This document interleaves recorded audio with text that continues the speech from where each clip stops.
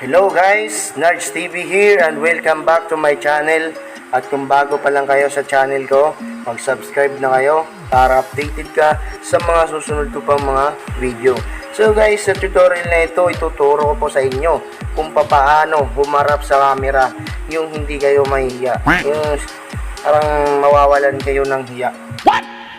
So, ituturo ko po ito guys para kung sakaling kayo ay gagawa ng mga video nyo, magkakaroon kayo ng ideya kung paano nga ba humarap sa camera ng walang hiya, yung makapalang mukha tulad ko pero hindi naman masyado. Oh my God! Tuturo ko po ito sa inyo guys, kaya just keep on watching. At bago ang lahat, bago natin umpisa itong video na to, just click the notification bell para update kayo sa mga susunod ko pang video. Ikaw na pala, wow! Ang may-ari ng damdamin ng minamahal ko. Lagi sabi nila,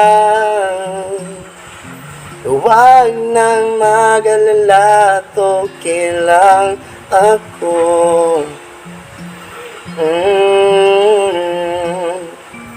Sabi nga ng iba,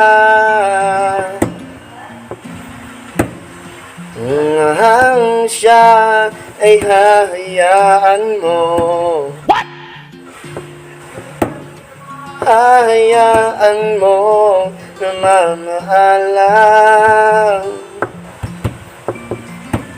Hahayaan mo na lumisan.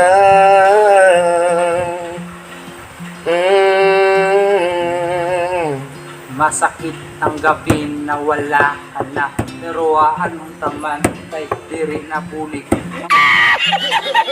Kasabot ko ba nga ayos ka kabulig, yan na naaraw ka bahin kay ada na ay baligyan na ang tulo kasako. Pakisabi nila, Pwede, bigyan mo ko yung pwede. oh God, Paano ko na sa views mo? oh God, piso na iti mo. Huwag nang mag-alala at okay lang ako. Pakisabi na lang.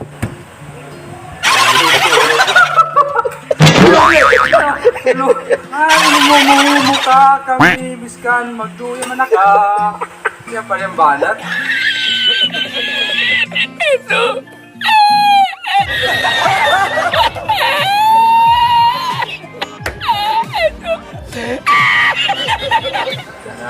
Banat da. Hayaan ko na lumisan.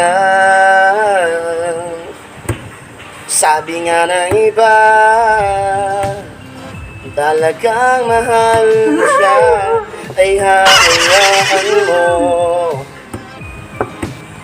Hayaan mo na mamahalang.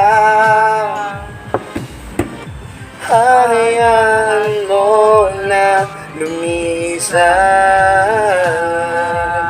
So, yun na nga guys, kung natapos yung panoorin ng video na to, sa kalagitnaan ng video ko, makakuha kayo doon ng idea kung paano nga ba magkaroon ng lakas ng loob or self-confidence na kung tawagin. Oh my God! Wow! Para humarap sa camera at gumawa ng sariling video, magbigay ng inspirasyon sa sarili para magkaroon pa ng maraming video na hindi kayo mahihiya. So, yun guys, katulad nga nito. Ano pala ang may hawak ng damdamin na minamahal ko? O yun guys, yung sinasabi ko sa inyo. Yan ang kasama ko. Malakas ang loob, talentado, katulad ko. Salamat. Guys, just keep on watching sa mga susunod ko pang video. Papakita ko pa sa inyo yung ibang mga tutorial na may mapupulutang aral. So thank you guys at maraming salamat sa panonood at sa pagsuporta. God bless.